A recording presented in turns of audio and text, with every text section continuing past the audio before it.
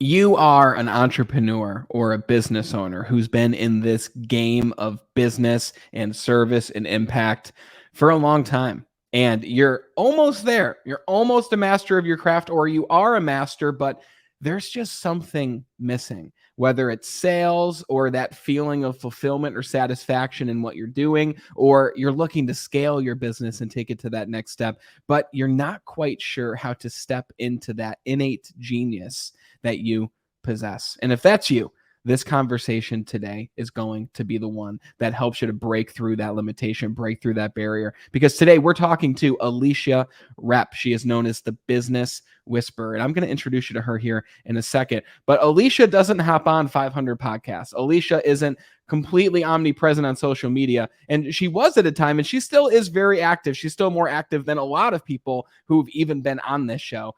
But she's busy helping people. She's busy serving people, helping them to step into their own entrepreneurial genius. And she's busy traveling the world and having an amazing time doing it. So she's here today to share her business wisdom, her business strategies that will help you to immediately level up and step into your own unique genius. You know the fee for the Be Better broadcast. If you take anything away from this show, anything at all, insights, a strategy, a tip, anything that helps you level up, we don't show ads. We don't have sponsors. We do that because we don't want to interrupt your viewing experience, and we just want to bring you things that will actually help you to level up your life personally and professionally. So all we ask is share the show with just one person if you take something away from this conversation. And let's be real, you're absolutely going to take something away from this. So share it with one person. You're the greatest part of the team, and you're the reason why this show has grown the way it has over the course of the last year and a half, almost a year and a half, which is mind-blowing. So without further ado, let's talk about how you can step into your genius with Alecia Repp. And for those who do not know Alecia, her clients call her the Business Whisperer.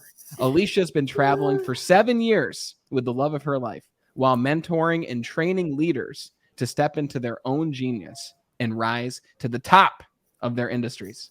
Alecia, welcome to the broadcast. Great to have you here. Thank you so much. I'm just so excited to be here, Brandon. Wow, this is going to be amazing. All the way from Mexico, too. Yeah. That's super cool. That's where you live right now? Yep, almost 3 years. We got here just before the whole chaos of the world happened, if you know, the word we shall not say. And we decided to stay. We didn't plan to be here this long, but it's been actually a huge blessing. That's amazing. Good for you. I'm happy for you. And Thank I'm you. excited for others to hear how they can create the same lifestyle for themselves. A lot of people get into business or entrepreneurship because of that dream of, I want to be able to go anywhere. I want to be able to live anywhere. I want to be able to work the hours that I want to work and create the schedule of my own. Not to say that they're not going to be working, but them being able to create their own structure for what it is they do. And I think it's super inspiring how you're living that dream right now. So it's great to have you here. I want to ask you right away, what does it mean to be the Business Whisperer? Where did that come from? So this is a title that people just ended up saying to me. I didn't make this up. I would just work with clients and like, you're the Business Whisperer. I'm like, okay, that's quite interesting. Made me kind of chuckle inside. But what it kind of comes down to is that these people, they have a genius and they've been working at their genius for quite some time now, but they haven't quite taken it to that place they know that they are capable of taking it to. And so when I come in, I just help them clean stuff up, sweep, and activate them. And things just start happening. Momentum takes off, and they really get to a place where they're like, yeah, this is what I saw for myself. Like, this is what my genius is like capable of. That's great. When you say that you help people to clean things up, I've obviously looked into a lot of your content before we talked. And that's why when you're like, I'm not even really on social media, I'm like, well, you're on there a lot more than a lot of people. When you say clean stuff up, do you feel that entrepreneurs today are doing too much or doing too little? Because I feel that sometimes we can have that feeling that we're not doing enough. And even at the end of the day, we feel like we could be doing more. We feel like we're behind. But I saw one of your posts that talked about how people are focused on so many different things. And without stealing your thunder here, because I want to hear what your answer is, do you think people are working on too much or working on too little? Generally, it's too much. It's this people-pleasing, perfectionist tendency that's like, I'm going to do more just so I can feel better about myself and feel like I'm making momentum. But oftentimes when you add more to your plate, you're diluting yourself. And that more that you're doing might not even be serving the greater purpose, right? So what I like to do is refine it back and say, wait a minute, like what's the most important pieces here of action, of strategy, of mindset? Let's delete the rest of it. And so you're so clean and pure and you are lighter and you can just really like move forward with rocket fuel and get momentum so fast.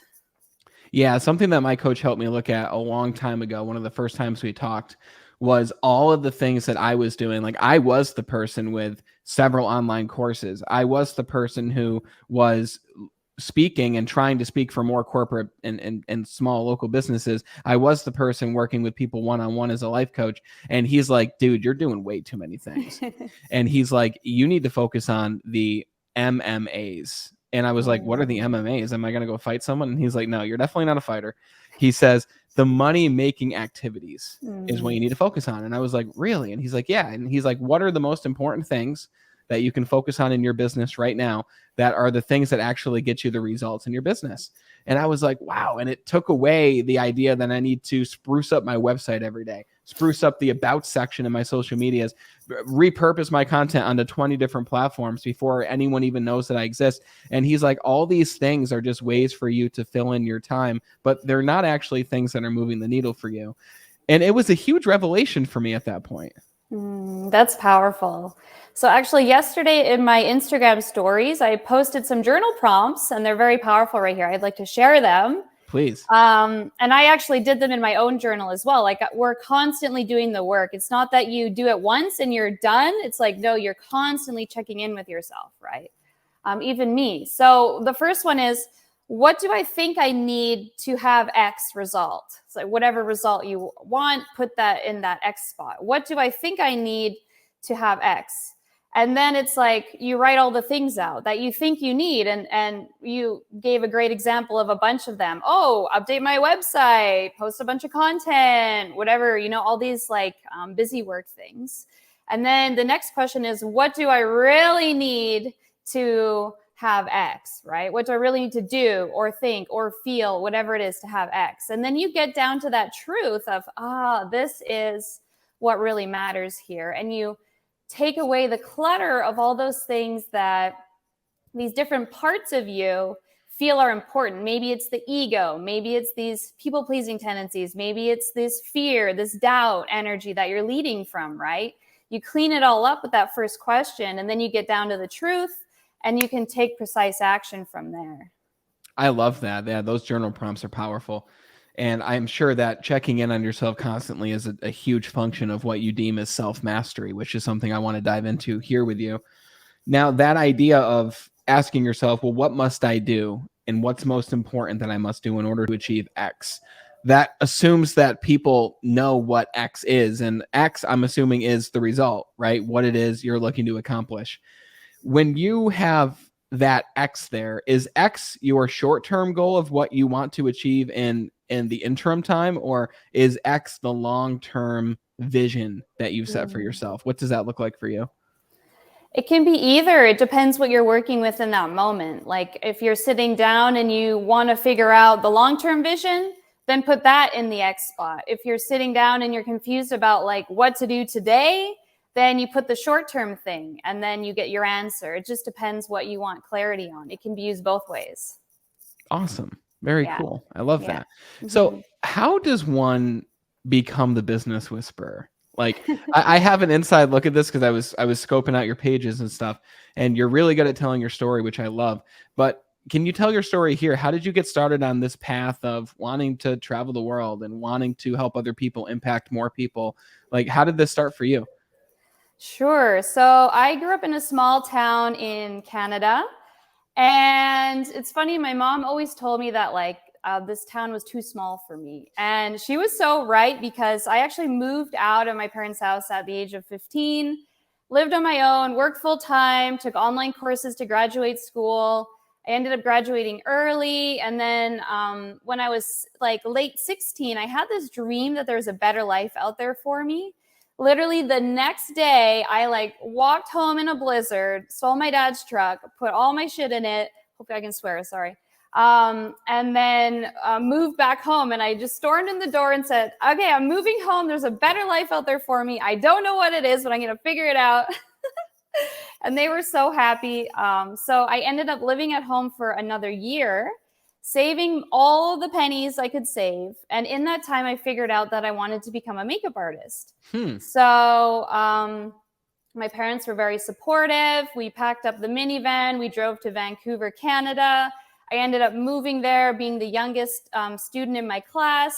I realized later I had to get like special acceptance because I was 17, not 18. And for some reason they let me in. I think it's because I had all cash to pay. Yeah. It's like, here's my That cash. helps. Let me take this course.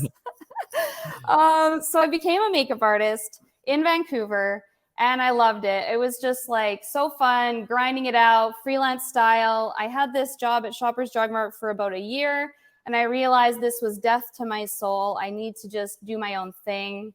So in that year, I got myself so busy and so booked that I could quit that job and just run my own business.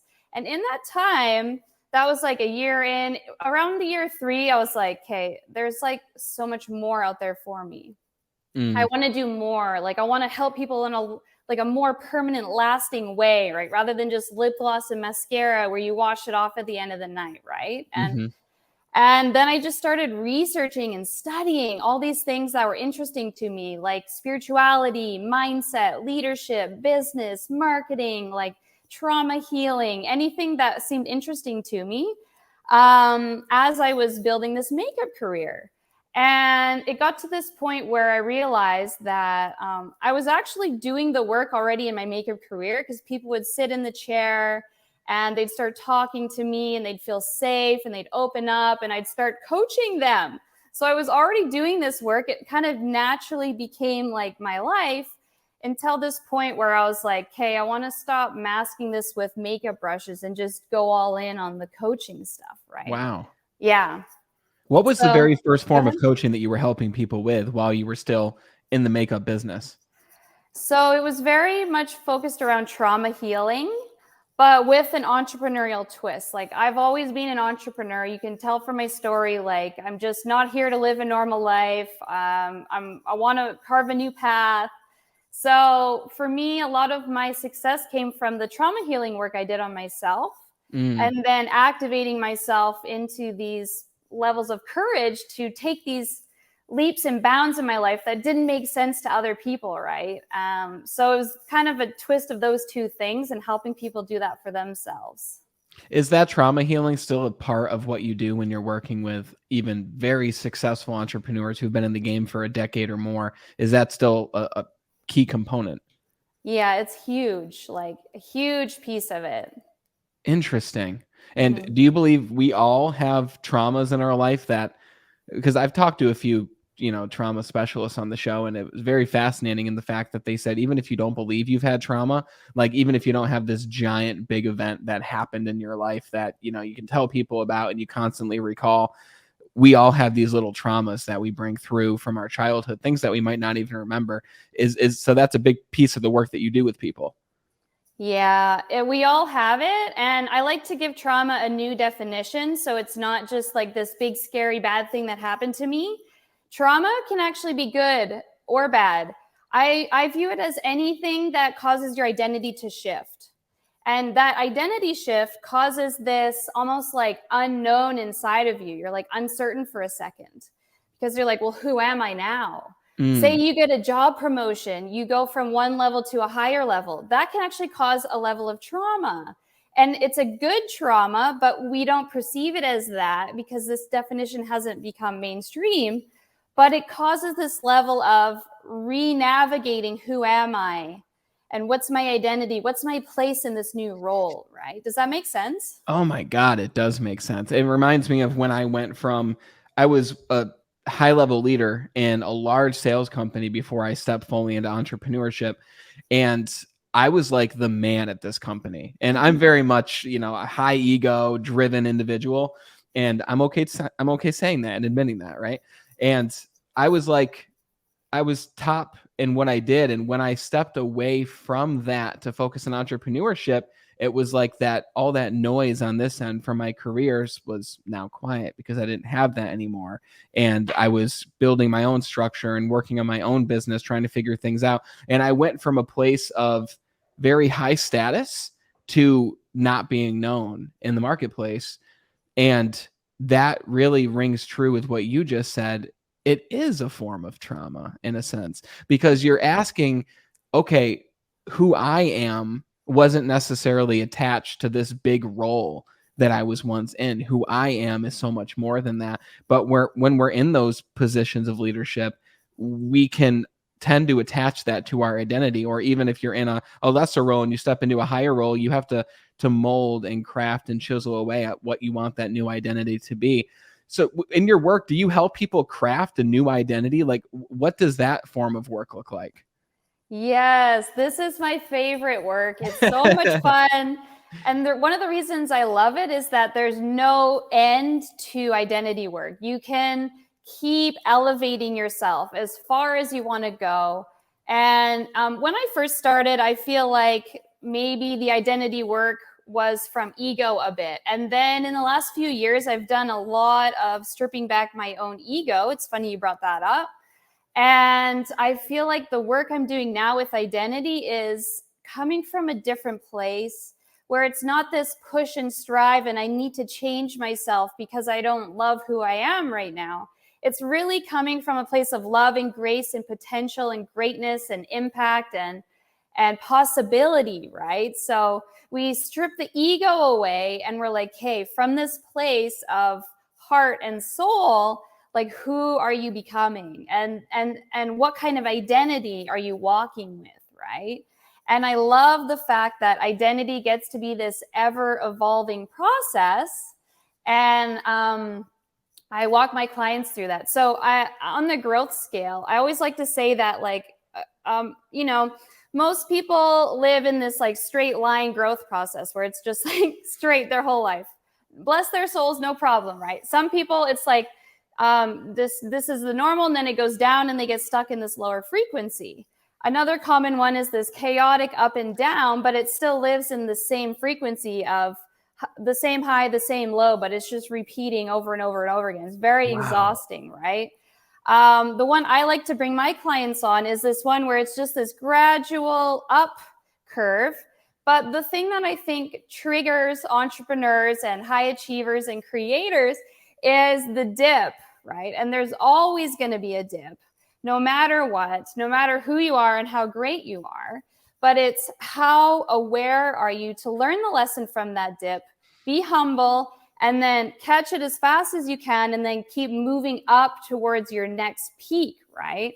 So it's like you rise, there's your new normal, there's a little bit of a dip, you rise, there's your new normal. It's just ongoing forever and ever, amen, right? So I don't know if that answers your question, but Oh, it answered it so beautifully. I love that.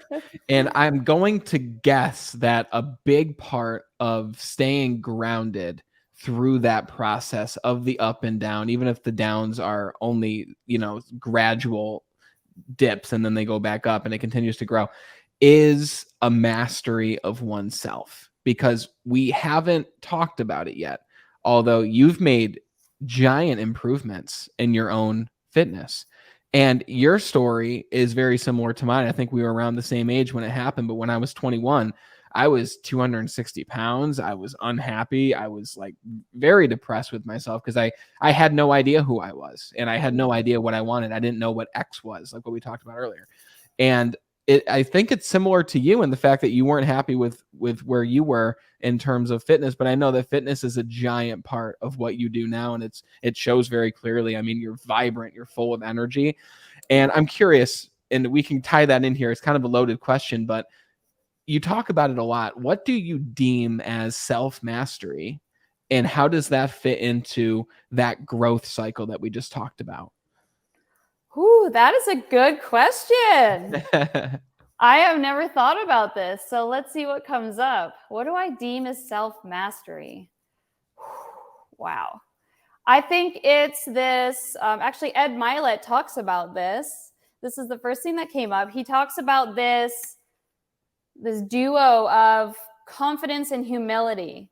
And I think as you go towards what you want to create and be this big, amazing human, it's like walking with confidence and humility at the same time. So to master yourself is to almost be able to like step beside yourself and look at yourself clearly and say, okay, this is what's going on, and not be like so attached or like even, or on the other side of that, like disassociated from like who you are right now. So you can just look at yourself like the observer, almost like a monk, and then work with what's there, right? So it's like mastering yourself is like molding the clay like a pottery person, you know? It's like being present with the process of becoming a masterpiece in the making. Wow. Does this make sense? Oh my God, this is coming on the fly from you. That is deep stuff. I love that. That goes back to what you said about ego, though. And I want to touch on that, because that idea of everyone listening right now, do this. Dissociate from who you are as if you were an observer, like what you said, or a monk, which I love that idea. Dissociate as if you were a monk, just watching yourself, watching yourself go through your life, watching yourself take the actions that you're taking, watching yourself do the things in business that you're doing, even watching yourself eating the foods that you're eating and moving the way that you're moving. And from an observer point of view, I mean, you know, the quote, we generally give, if we just gave ourselves the advice that we give to others, we would probably do pretty well. We know the answers, we know what to do, but we're heavily less motivated to do those things ourselves than help other people to do those things. It goes back to like Jordan Peterson, you know, take care of yourself the way that you take care of other people, and you would achieve self-mastery. So if you were looking at yourself from the outside now, what, on a scale of 1 to 10, how would you rate yourself on that growth cycle? How would you rate yourself in each of the 5 key areas of life? Your emotions, your physical body, your finances, your spirituality, your relationships. And like Robin Sharma talks about, not from a place of judgment, but from a place of observation, not from a place of putting yourself down, but from a place of, okay, this is just what it is, and how can we take this and move forward from this place? You mentioned that you've been doing a lot of work when it comes to your stripping down the ego. And I talked to Frank about this too, and I try not to bring it up every episode, but it was so profound that I do. I had my first real psychedelic experience a little bit over a year ago now. And that was the only moment of my life where I understood what it meant, as much as I can understand in this human form, what it meant to not have that ego with me. And it was very surreal in the sense that you lose that sense of you. And that sounds like it could be scary, but it really is a beautiful thing, because you're completely outward focused on other people. You're not thinking about you and your own struggles and your own problems. You're more so thinking, how can I help other people? Everything about me is going to be taken care of. I'll be okay. So I'm curious, how have you gone to work on your own ego and the work that you've done with your ego? Because that really goes right along with this idea of self-mastery that we're creating here. Yeah, so I've been on this journey of personal development for a long time, and I always thought I knew what my ego was, and I thought I was doing great at not living through ego. And it's actually not until I took the Enneagram test and actually learned what my specific ego sounds like, looks like, feels like, wants, desires, tries to push me towards, right?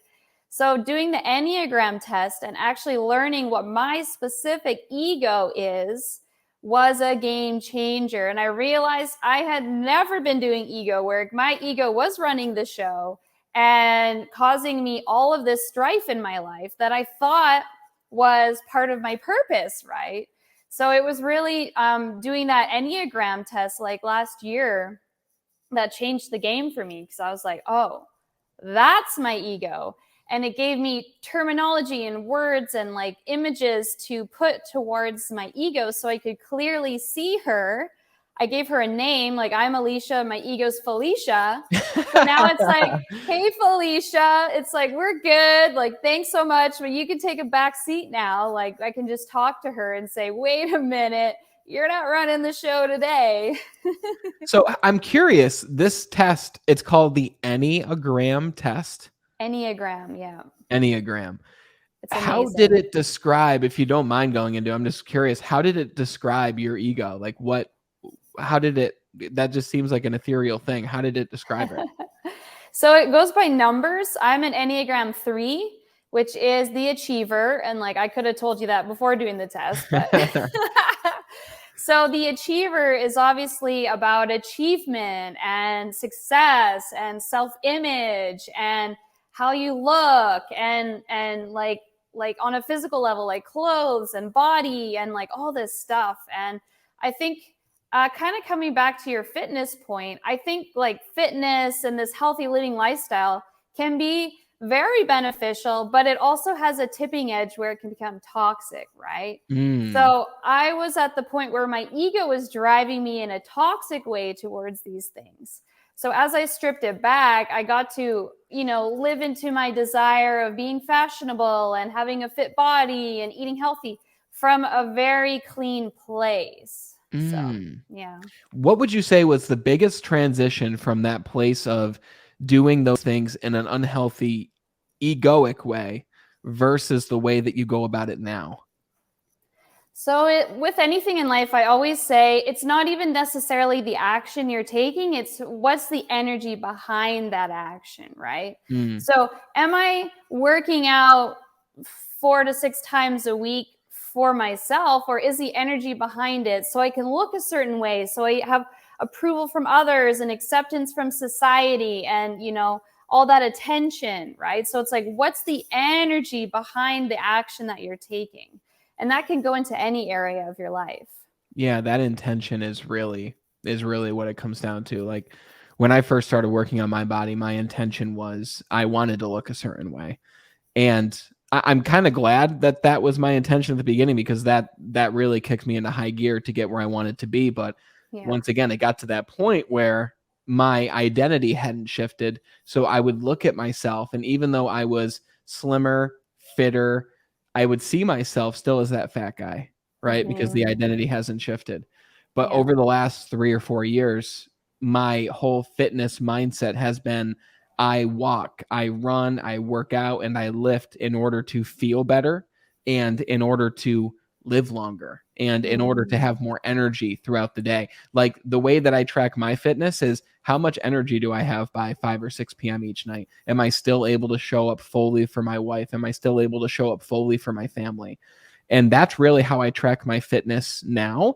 And even if I'm not the lowest number on the scale, I have more energy to do those things. It's not about the number. It's about, like what you said, the intention behind it. And when people say, oh, I want to weigh this much, well, okay, well, why? Like, what's your reason for that number? Well, it's the number that I was at in college. Okay, well, you're 45 now, right? College was a long time ago. So that your body is completely different now. So what is your new intention for your health and fitness? I think that's extremely insightful what you just said.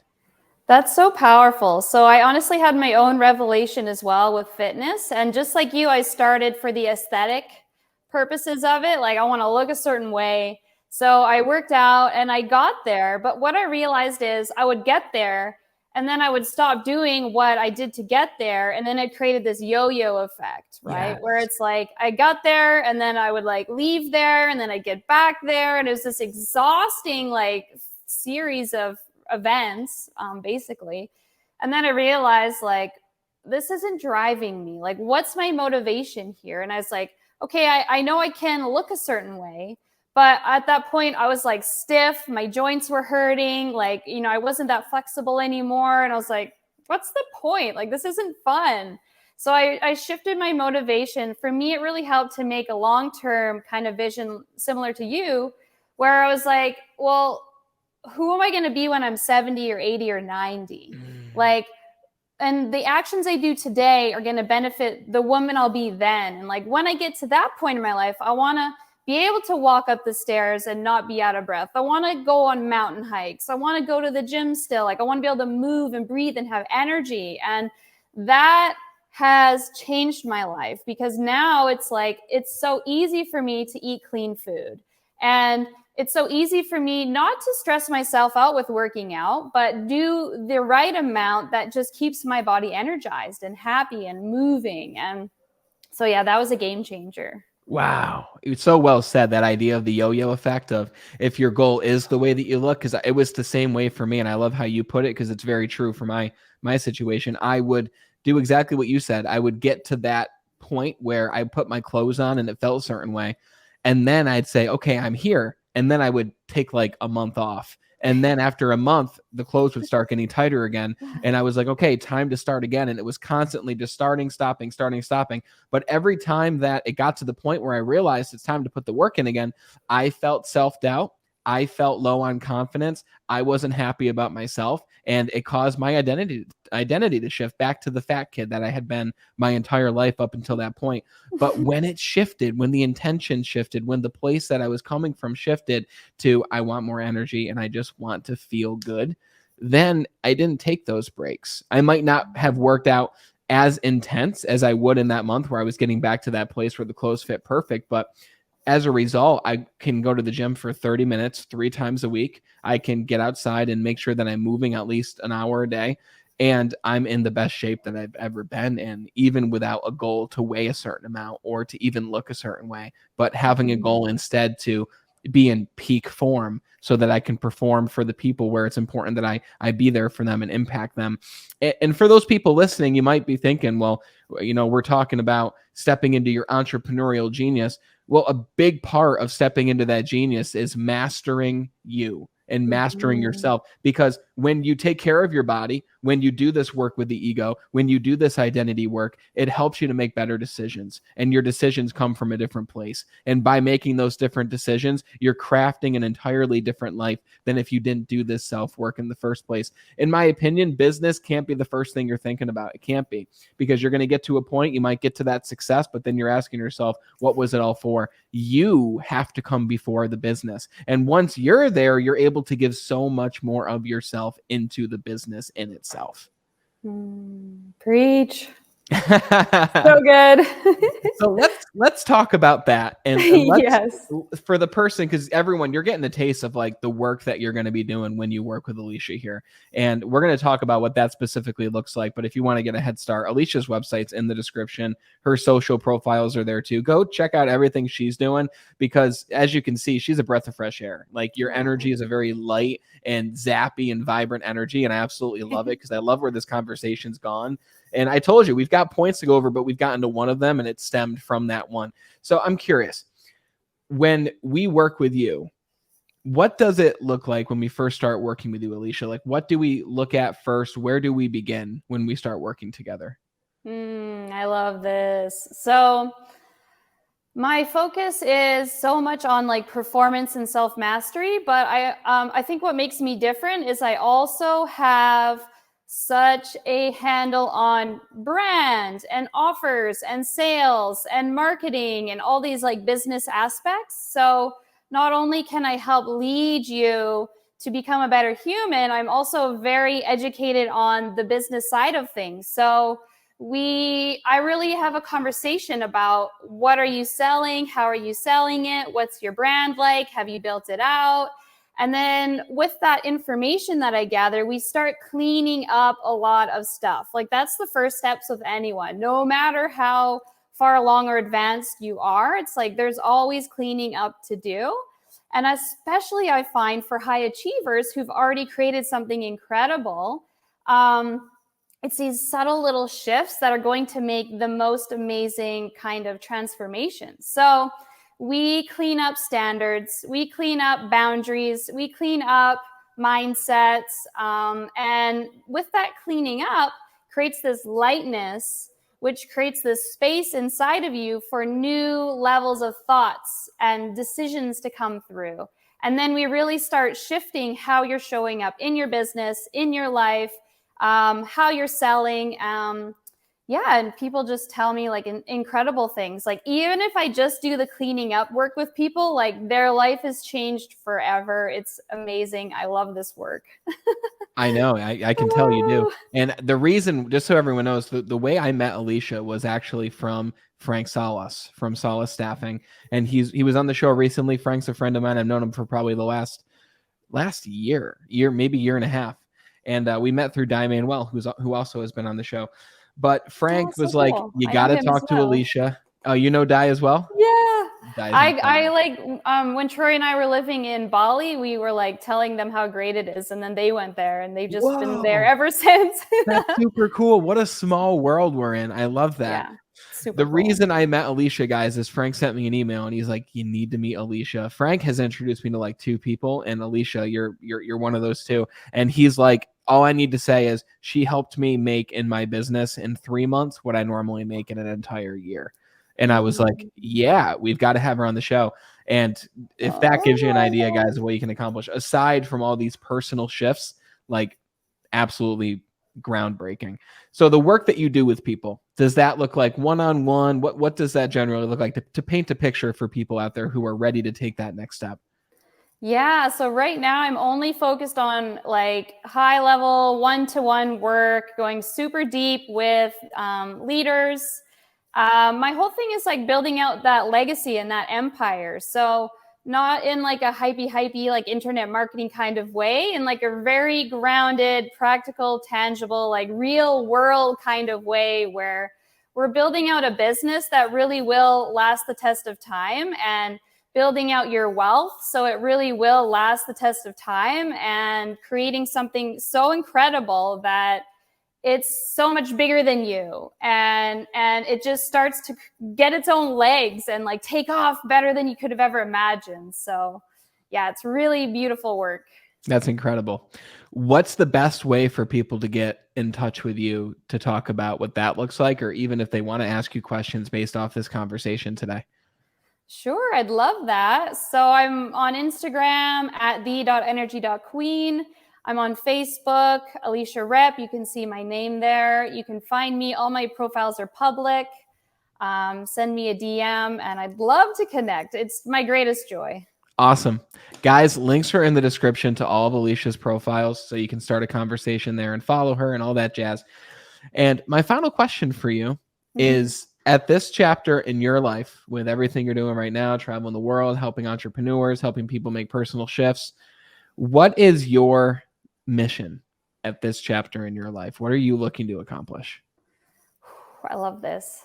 So I have been living that life where traveling for 7 years, being the nomad, trying to live that internet marketing dream. And I really let all of that go. And now I'm at this place where I don't need all this extra stuff like courses and all this launches and all, right? I'm really, really focused on supporting a few leaders to really create their generational impacting empire through their business, through their impact, through their purpose, and building that out. So really, I started to think 2 years ago that I'm here for something bigger, like bigger than a post on social media, bigger than whatever I was doing at the time. And I couldn't figure out what it was. And literally, like a few months ago, the clarity dropped in that my work is here to help those leaders build that legacy so that their businesses are here past my life and past their life. And it's just creating positive impact in the world. So yeah, I'm very excited about that. Well said. Well, you're doing it. You're making a big impact on Frank and a bunch of other people, as well as everyone listening here. And it was really awesome to meet you and to have you as a guest on the show today. Thank you so much, Alecia, for diving into all these different things with me today. This has been amazing. I'm so excited. It's so easy and fun to talk to you as well. And thank you for everyone watching. I'm so grateful. We'll talk again next time for sure. Awesome. Thanks, Alecia. Bye.